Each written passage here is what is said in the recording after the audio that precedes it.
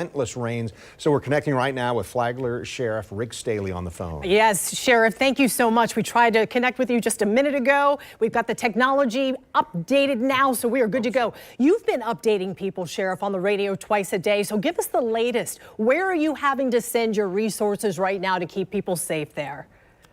Well, I just got back from looking at the community actually on our Barrier Island, and the Barrier Island is really getting hammered because that's the area that's had the sustained tropical wind storms. We've had breaches of the dunes with the ocean coming into and on A1A, significantly up in our northern area, marine land.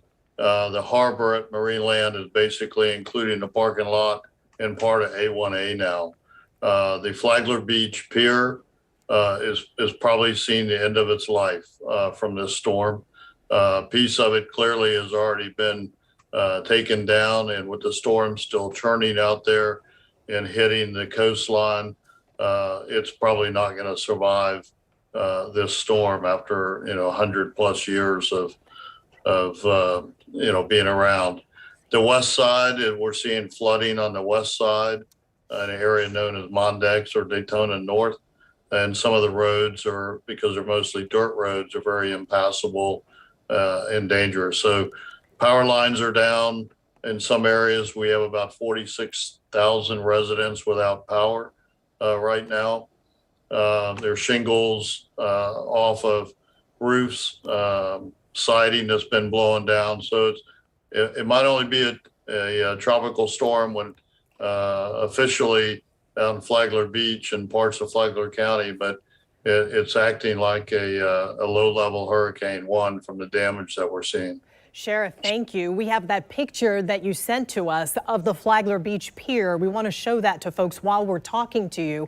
And you can see the damage from this. Take a look. You can see, basically the pier is gone there at the end. And you see how high the water has risen. We thank you as well as Chief. Yes. The photo was Chief Downey from Flagler Beach. And my understanding is there's a new photo, I haven't seen it yet, where the pier is actually underwater now. Wow. Unbelievable. We saw that just a few years ago, the damage in Jacksonville Beach to the pier there. And there's something that just attaches to your identity as a beach community, that pier that goes out there. And this is going to be painful for a lot of people to go through whatever's going to happen there. Sheriff, have you been able to respond to people who are dealing with damage? And you've talked about some of the destruction that you're already hearing about. So we have a lot of trees down. My emergency response team has been responding to those areas, cutting paths through so power companies and public safety vehicles can get through. Really, the assessment's going to really come more tomorrow after Eon is gone. But we still are handling calls. We're still making arrests. We had a few people that didn't want to behave, so they wrote out Hurricane Ian in the Green Roof Inn, which is our county jail. And we have a curfew that goes into effect tonight again at 8 p.m. Over at 7 a.m. and then we'll reassess whether or not we need a curfew on Friday. I want to ask you about that, but we also want to show the video that you posted on Twitter just of some of the damage. This was a construction area that some of the scaffolding has fallen down, and you can see as this image in the video goes around the side of this building, all of that scaffolding is just sticking out like knives. Just, very, very dangerous situation. But you mentioned having to make arrests. Are you seeing that people are taking advantage of this situation with looting and other things like that?